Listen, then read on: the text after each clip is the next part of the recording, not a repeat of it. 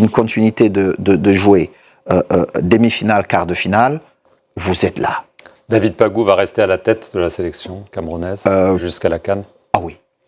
Nous voulons donner une continuité, une tranquillité aux différents sélectionneurs. Alors, il a été nommé, sauf qu'il y avait un sélectionneur qui avait été nommé par le ministère des Sports, Marc Brice, un Belge. Il a été écarté avant la fin de la compétition. Il continue à être payé par le Cameroun. Il a même touché une prime pour la CAN jusqu'à l'expiration de son contrat en septembre. Comment vous expliquez cette solution surréaliste? Lui dit qu'il a été écarté de façon illégale. Mais moi, je ne suis pas son employeur. Et c'est pas ça le problème? Mais je ne suis pas son employeur. Si son employeur décide de continuer à le payer, écoutez, moi, je n'ai rien à dire sur ça. Pour vous, il ne reviendra pas? Écoutez, nous sommes la fédération, nous avons pris nos responsabilités et la majorité des Camerounais se retrouvent dans ce que nous avons fait. Et ça, c'est le plus important. Est-ce que vous demandez au ministre des Sports, Narcisse Mouel Kombi, de ne plus se mêler des affaires de la fédération camerounaise de football? Française. Non, française. Écoutez... Les amis, bonsoir. Un dernier petit tour de partage. Ici, nous allons parler encore de l'interview de Samuel Eto'o sur France 24. Là, il nous confirme que oui, David Pagou va rester. Nous voulons donner de la continuité et surtout de la tranquillité aux différents sélectionneurs. Ça, c'est un message assez clair pour le Cameroun.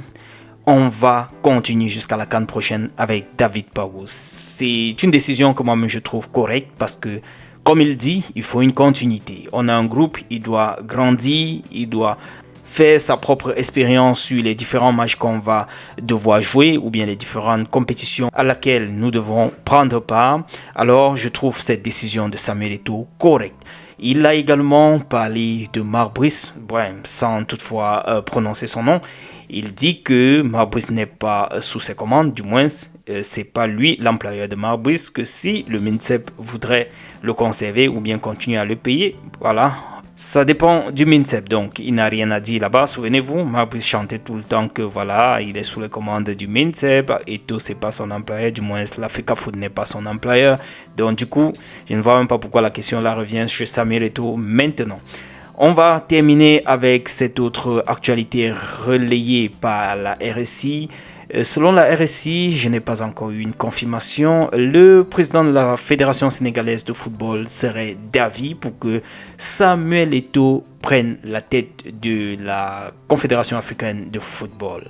C'est pas la première fois que j'entends de tels propos, mais là, il aurait donc déclaré cela, puisque voilà, ceux qui sont actuellement en place, il y a beaucoup de plaintes, n'est-ce pas, contre eux. On ne fait que dire que voilà, l'intérêt de l'Afrique, voilà, l'intérêt de l'Afrique n'est pas défendu. On assiste à tout sauf à l'intérêt et à l'évolution du football africain. Donc du coup, si cette information est franchement correcte, c'est que là, je crains qu'on ne commence à créer encore davantage des problèmes à Samuel Eto'o. Si le président de la fédération sénégalaise voudrait que lui, il prenne les rênes de la CAF, c'est-à-dire remplacer Patrice Motsepe. Qui dit remplacer Patrice Motsepe dit, voilà, entre guillemets, combattre Gianni Infantino et tous ceux qui sont tout autour. Peut-être même le président de la fédération marocaine. Maybe. Les gars, je vous laisse suivre la suite de l'interview où il parle de David Pagou, où il parle de Marc Brice, où il parle du MINSEP. Je vous reviens dans un autre tour. D'ici à là, portez-vous bien. Bonne écoute. Ciao. Et nous devons éviter ça à l'avenir. Alors, la CAF vous a donc sanctionné interdit de stade pendant 4 matchs, une amende aussi, en raison de votre comportement dans les tribunes, qu'il a qualifié d'anti-fair play. Vous êtes retourné vers Patrice Motsepe, vers le président de la fédération marocaine Fouzi Lekja. Est-ce que vous allez faire appel de cette sanction et est-ce que vous avez dénoncé à ce moment-là le manque de fair play ou peut-être le fait que ce soit biaisé, cette Coupe d'Afrique des Nations? Biaisé, c'est vous qui... Je ne sais pas ce que vous avez dit, c'est vous qui avez parlé. Non, biaisé, non. À la fin, j'ai été très clair. Le fair play devrait toujours être au-dessus de tout, et c'est ce que j'ai essayé de faire. Je ne suis pas d'accord avec la sanction. J'ai fait appel de la sanction, et je l'ai même dit au président de la commission. Ils ont fait venir un témoin qui est un collègue au comité exécutif, qui est un président de fédération aussi, pour relater les faits. Et lui-même, dans son récit, il le dit, Samuel dénonçait des faits de jeu. Il n'a pas eu un comportement d'anti-jeu qui pouvait amener à ce qu'on me sanctionne. Il le dit, c'est enregistré, c'est là. Je vais revenir sur le terrain. On a beaucoup parlé des tribunes, de l'arbitrage. Parlons sur le terrain. La performance du Cameroun, quart de finaliste. Bon, au regard du bilan historique du Cameroun, ce n'est pas non plus une énorme performance. Mais avec plus de 2/3 de l'effectif qui n'avait jamais fait de compétition, est-ce que vous pensez que cette CAN est une réussite? C'est une belle performance, contrairement à ce que vous dites. Et je vais vous dire pourquoi c'est une belle performance.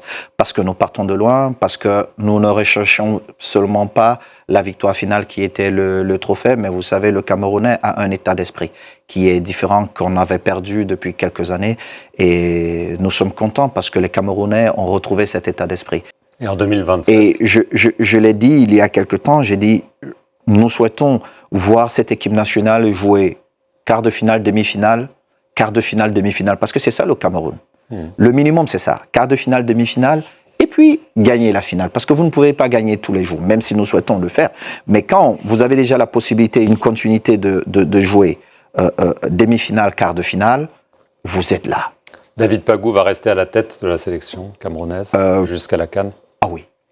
Nous voulons donner une continuité, une tranquillité aux différents sélectionneurs. Alors, il a été nommé, sauf qu'il y avait un sélectionneur qui avait été nommé par le ministère des Sports, Marc Brice, un Belge. Il a été écarté avant la fin de la compétition. Il continue à être payé par le Cameroun. Il a même touché une prime pour la CAN jusqu'à l'expiration de son contrat en septembre. Comment vous expliquez cette solution surréaliste? Lui dit qu'il a été écarté de façon illégale. Mais moi, je ne suis pas son employeur. Et c'est pas ça le problème? Mais je ne suis pas son employeur. Si son employeur décide de continuer à le payer, ben, écoutez, moi, je n'ai rien à dire sur ça. Pour vous, il ne reviendra pas?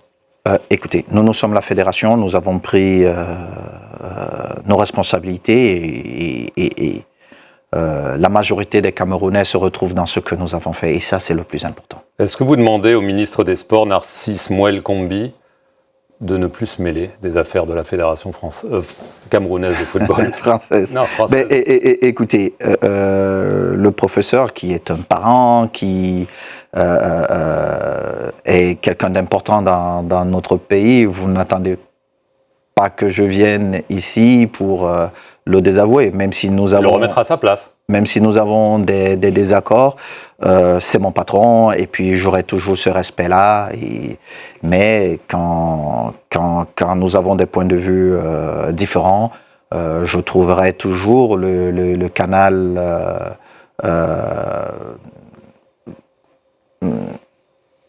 le meilleur canal pour m'exprimer.